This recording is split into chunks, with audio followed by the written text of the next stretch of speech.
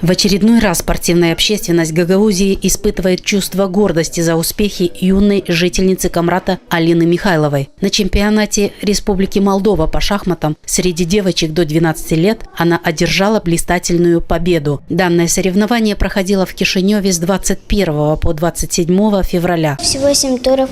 Играли сильные соперники, девочки, мальчики.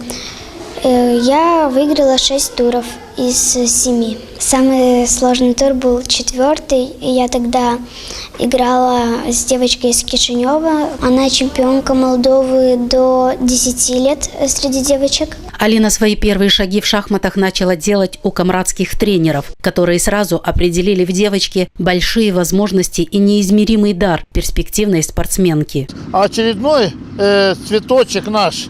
Это милая девочка, которая прославила нас не только в Молдове, но за ее пределы, участвуя в чемпионатах Европы не один раз. Эта девчонка Михайлова Алина уже трехкратная чемпионка Республики Молдова.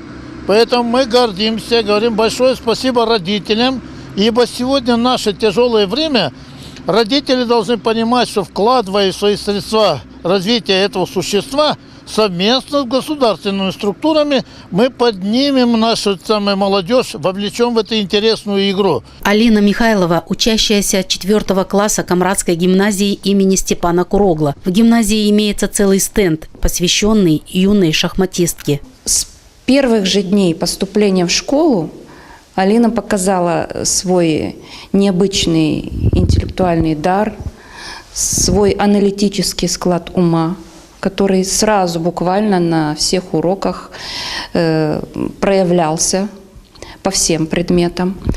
Но я хочу сказать о ней как и о человеке. Это очень необыкновенно простой, скромный, общительный, открытый человечек, который, знаете, вот несмотря на все ее успехи и достижения, вот она не растеряла вот этого самого главного. Хорошие человеческие качества в Алине подчеркивают и ее одноклассники. Я испытываю радость и уважение к ней, потому что она выиграла очень много